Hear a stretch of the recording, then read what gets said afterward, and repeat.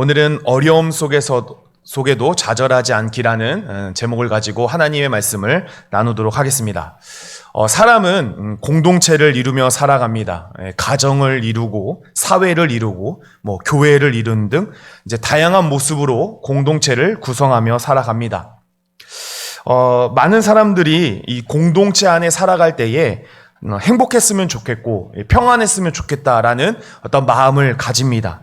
그런데 아쉽게도 이 공동체 안에 행복하거나 평안하기만 하지는 않습니다.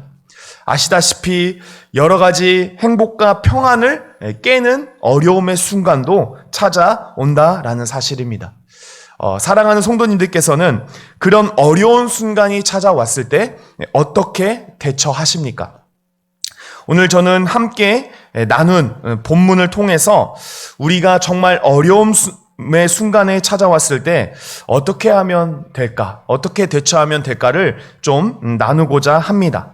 그래서 오늘 말씀 가운데에 저와 여러분에게 위기를 넘는, 위기를 잘 극복하는 지혜가 넘쳐나는 오늘 밤이 되기를 진심으로 소망합니다. 오늘 주인공이 되는 인물은 바로 히스기야 왕입니다. 이 히스기야 왕은 남유다 왕으로서 왕정 시대를 통틀어서 몇 안 되는 하나님 앞에 정직한 왕이었습니다. 29장부터 보시면 아시겠지만 이 히스기야는요, 우상으로 찌들어 있던 남유다를 정화하는 일을 했고요. 또한 성전을 정화시켰고, 또한 당대의 최고의 명절이었던 그 유월절을 회복시켰습니다.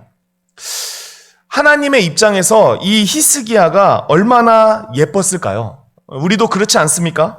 이 속썩이는 아들만 보다가 갑자기 반듯한 아들을 보면 어떻죠? 상대적으로 뭔가 더 이뻐 보이지 않았겠습니까?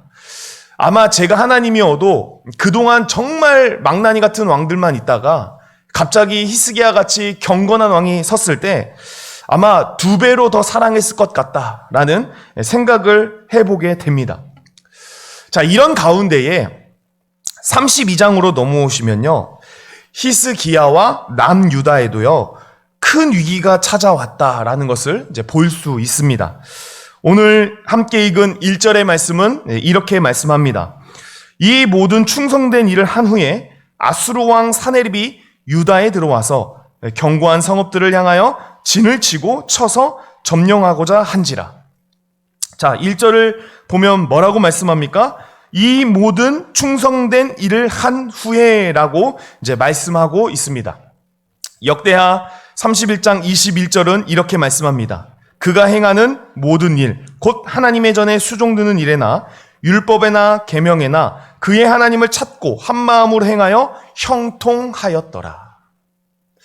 그러니까 형통한 후, 히스기야가 하나님 앞에 정직하게 행한 후에 어떤 일이 벌어졌냐? 그것은 아수르의 왕 사네립이 유다를 침공하는 일이 발생했다라는 사실입니다. 사랑하는 성도님들, 우리는 1절을 통해 무엇을 깨닫냐? 위기는 누구에게나 찾아온다라는 사실입니다. 흔히 우리는 하나님 잘 섬기면 위기가 피해가고 하나님 못 섬기면 위기가 찾아온다. 그런 말들을 합니다. 그럴 수도 있겠다 싶습니다. 그런데요, 하나님을 잘 믿어도, 하나님을 잘 섬겨도 누군가는 위기가 찾아올 수도 있다라는 사실입니다. 사랑하는 성도님들, 예수님 잘 믿으면 코로나 안 걸릴까요? 코로나는 누구나 걸릴 수 있습니다. 그러니까 예수님 잘 믿어도 위기는 찾아올 수 있고, 예수님 못 믿어도 예수님 못 믿는다고 잘 살 수 있습니다. 자, 그래서 우리가 그런 생각들은 하면 안 됩니다. 어떤 어려움과 힘듦이 있을 때 단순히 적용을 해서 내가 하나님한테 못했기 때문에 이런 일들이 찾아올 거야. 그렇지 않다라는 겁니다. 누구나 하나님에게도 잘해도 하나님을 잘 섬겨도 언제나 위기는 찾아올 수 있다라는 사실입니다. 자, 그러면 좀 뭔가 불공평한 느낌이 들죠. 하나님 잘 섬기면 위기가 없어야 되는데 왜 하나님은 하나님을 잘 섬기는 백성에게 어떤 위기의 순간, 어려움의 순간을 허락하는 것일까? 그것은 하나님의 관심이요, 잘 살거나 부유하게 사는 거나 이것에 있는 것이 아니라 하나님의 관심은 어디에 있습니까? 하나님과 더불어 사는 것에 있기 때문입니다.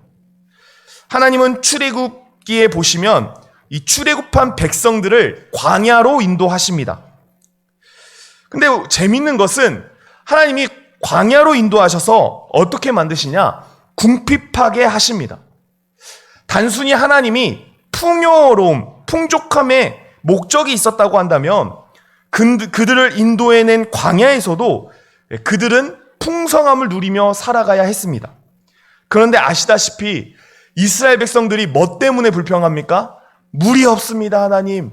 먹을 게 없습니다, 하나님. 고기가 없습니다, 하나님. 이런 것들로 이제 불평을 하고 있지 않습니까? 하나님이 왜 그런 불평을 들어가면서까지 이스라엘에게 풍족함을 미리 허락하지 않으실까? 그것은 하나님은요, 동행의 목적이 있기 때문입니다. 하나님은 하나님과 더불어 살고 하나님을 의지하고 하나님을 경외하고 경배하는 백성을 원하시는 것이지, 단순히 자신의 삶이 풍요해서 자기 배만 부른 백성은 하나님이 원하시지 않기 때문이다라는 사실입니다. 사랑하는 성도님들, 저와 여러분의 시선이 달라지기를 원합니다. 여러분, 우리는 잘 살기 위해서 모인 사람들이 아니라 우리는 하나님을 의지하고 섬기기 위해서 모인 자들이라는 것을 잊지 마시기를 바랍니다. 그리고 이 세상에 누가 잘 사는 사람입니까? 돈 많은 사람이 잘 사는 사람이 아니라 진정으로 잘 사는 사람은요, 하나님과 함께하는 사람인 줄로 믿습니다. 고난과 어려움은 그런 것입니다.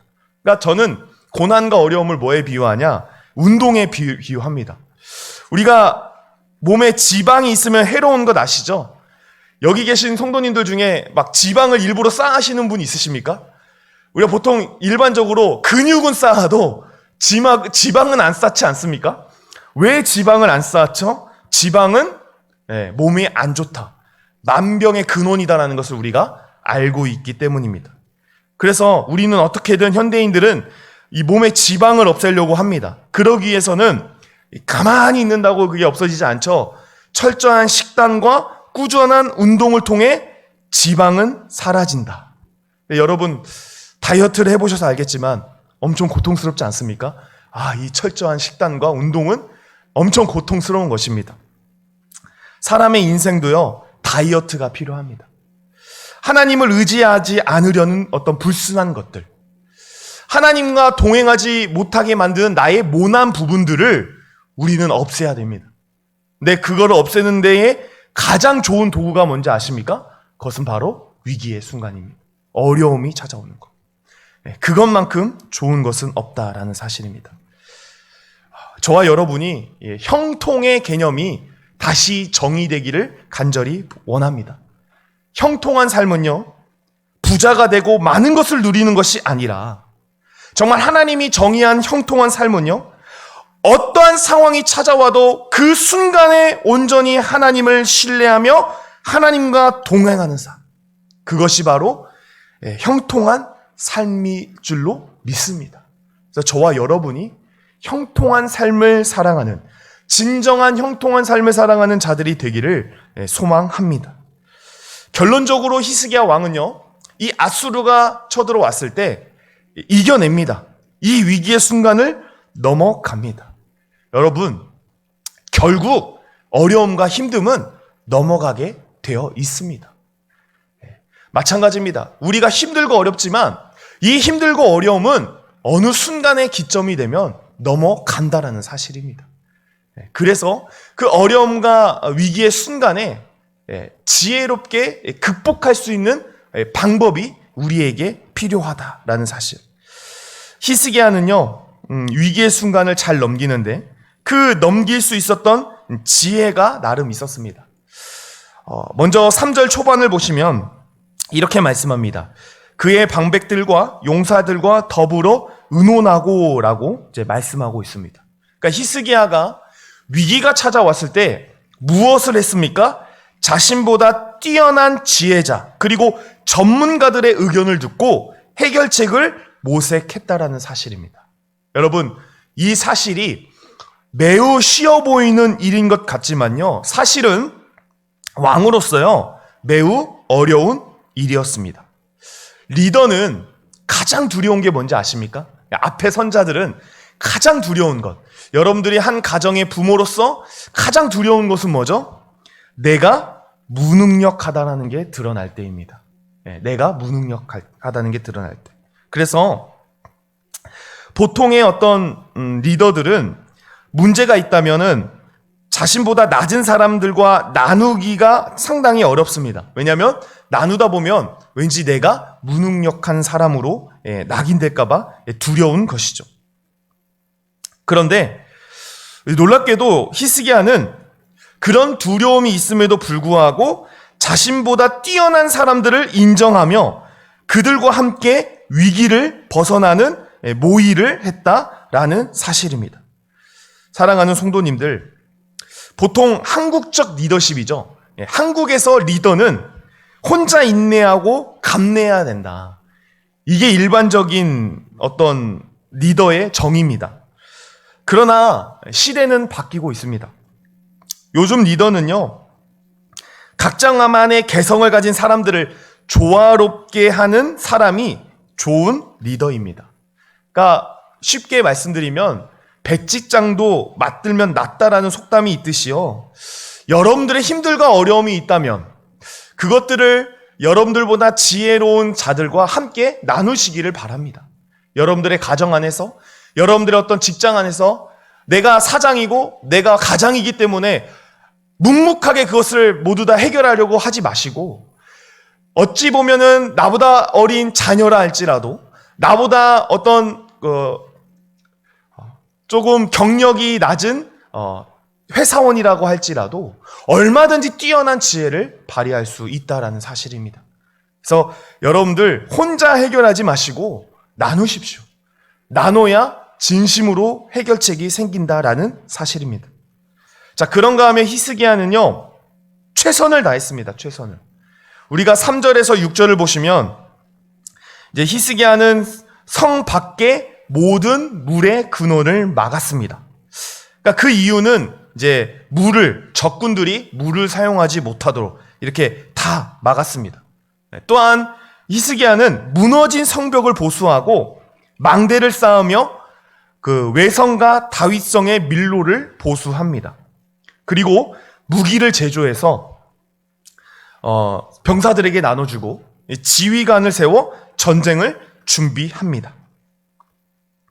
사랑하는 성도님들, 위기의 순간에 우리가 취해야 하는 행동은요, 할 수 있는 것을 하는 것입니다.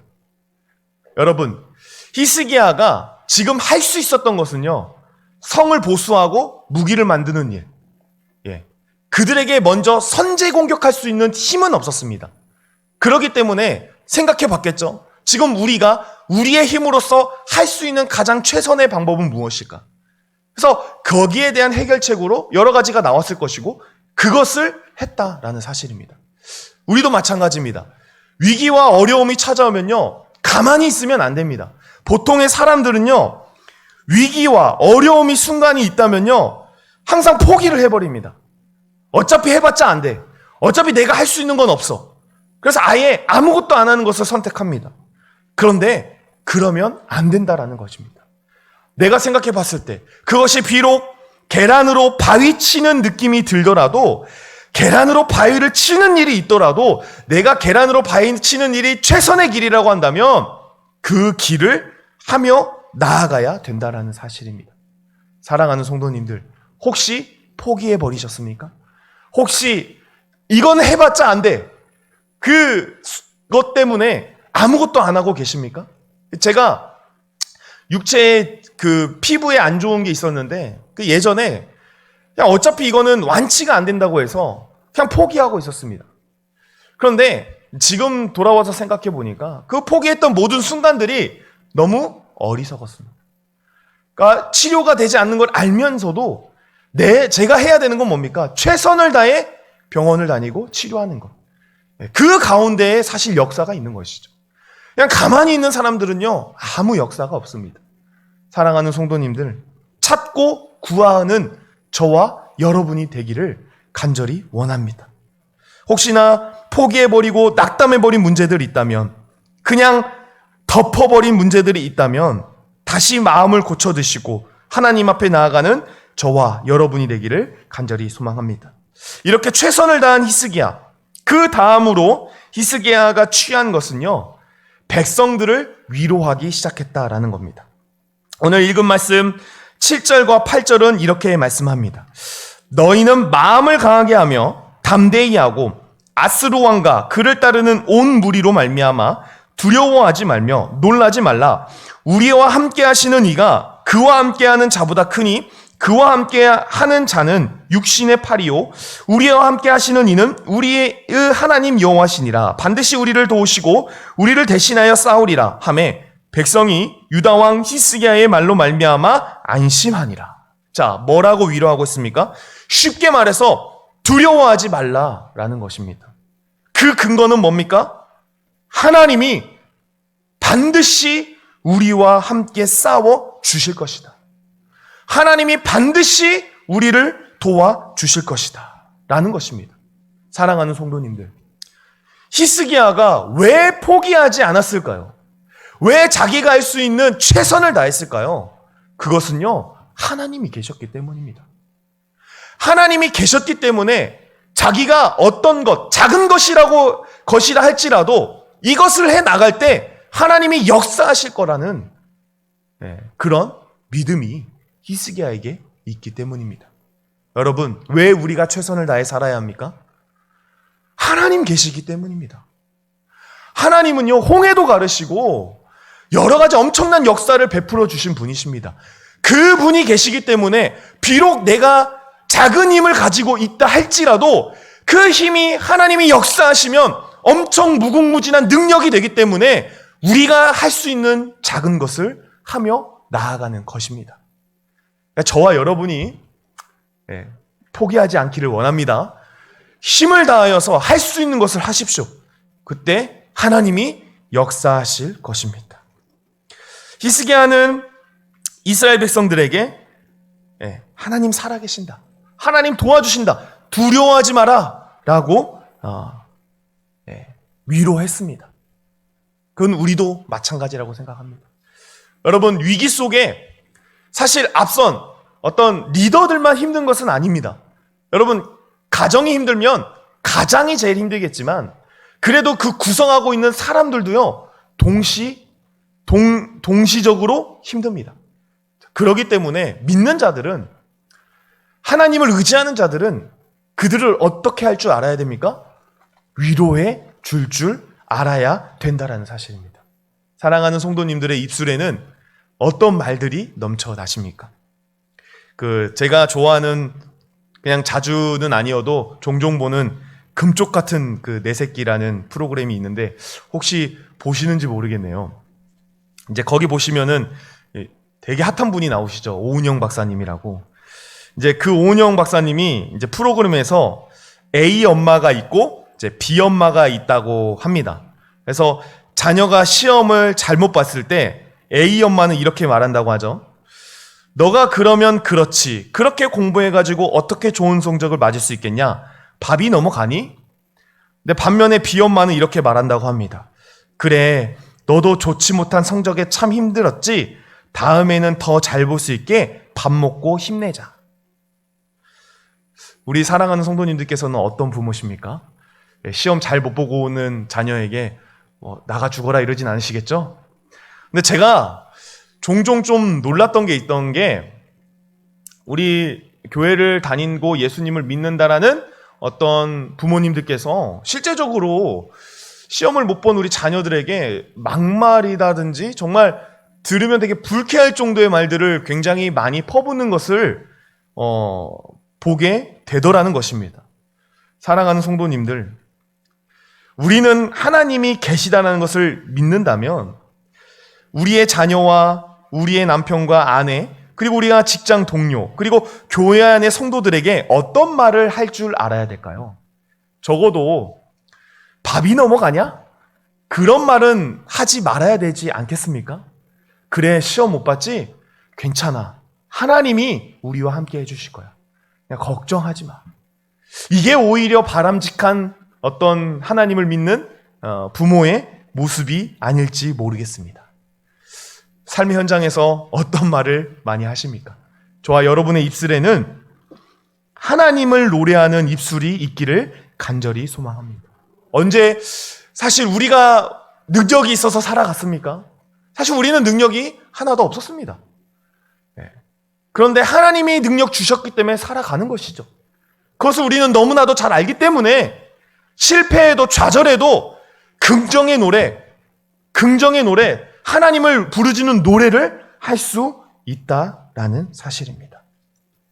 히스기야 그는 위로할 줄 아는 사람이었습니다. 자, 그런데요, 히스기야도요 아마 많이 흔들렸을 겁니다.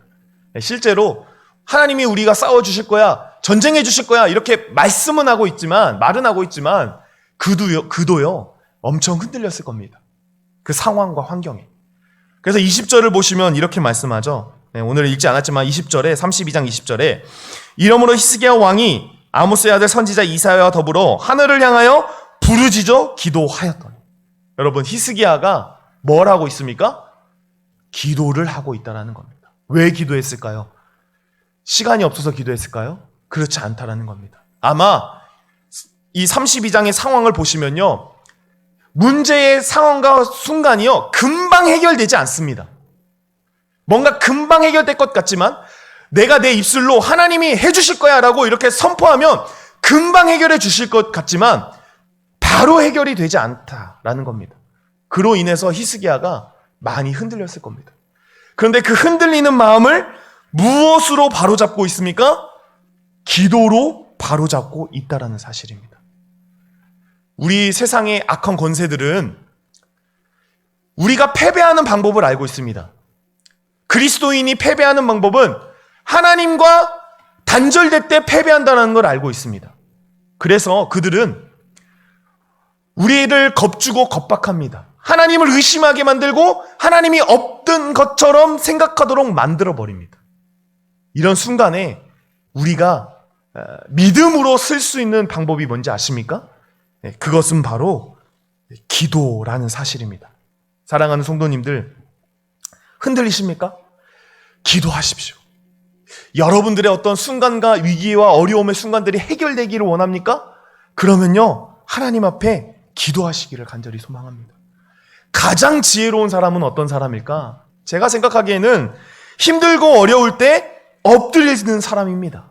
이게 버티는 게 아니라 내가 힘들고 어려운 순간이 찾아왔을 때 무릎을 꿇을 수 있는 사람이 세상에서 가장 능력 있는 사람이고 가장 지혜로운 사람인 것을 잊지 마시고 기도하는 저와 여러분이 되기를 간절히 소망합니다. 말씀을 마무리하겠습니다. 사실 위기는 곧 기회라는 말이 있습니다. 어려움, 위기 이런 것들이 참 우리에게는 괴롭습니다. 그래서 저도 사실 우리 성도님들 다 평안하셨으면 좋겠습니다. 그럼에도 불구하고 위기는 찾아오는데, 어려움은 찾아오는데 이 어려움은 곧 기회라는 것은 뭐냐? 이것은 곧 하나님의 영광을 돌리는 도구가 된다라는 사실입니다. 사자굴에 던져졌던 다니엘은요, 그 다니엘을 보면서 그 당시 왕이 뭐라고 고백하냐? 다니엘서 6장 26절과 27절은 이렇게 말씀합니다. 내가 이제 조소를 내리노라. 내 나라 관할 아래에 있는 사람들은 다 다니엘의 하나님 앞에서 떨며 두려워할지니 그는 살아계시는 하나님이시오 영원히 변하지 않으실 이시며 그의 나라는 멸망하지 아니할 것이요 그의 권세는 무궁할 것이며 그는 구원도 하시며 건져내기도 하시며 하늘에서든지 땅에서든지 이적과 기사를 행하시는 이로써 다니엘을 구원하여 사자의 입에서 벗어나게 하셨음이라 하였더라. 위기의 순간에 그것을 극복하게 하시고 결국 그 왕의 입술로 누구를 찬양하는 일이 발생합니까? 하나님을 찬양하는 일이 발생했다라는 사실입니다. 예전에 제가 수능을 보고 나서 우리 담임 선생님이 저에게 했던 말이 이거였죠. 아, 하나님이 살아계시기는 한가 보다. 저를 보고 그런 말씀을 하셨습니다. 저는 사실 꼴등이었거든요, 거의. 뒤에서 한 3, 4등 이렇게 놀았는데 와, 공부가 잘 안 되더라고요. 근데 제가 수능을 보고 나서 그냥 그 선생님이 저에게 야 시황아 하나님이 살아계시기는 하신가 보다. 물론 제가 지금 요행을 바라라는 건 아닌데 그 위기와 어떤 어려움은요 성도들의 면류관이 될 수 있다는 사실입니다. 그래서 오히려 뭐 이거 좀 말이 우스운데요 기뻐하십시오. 하나님이 나를 영광의 도구로 쓰시려고 지금 이렇게 단련시키시는구나. 그것을 믿으시고 나아가는 저와 여러분이 되기를 간절히 소망합니다.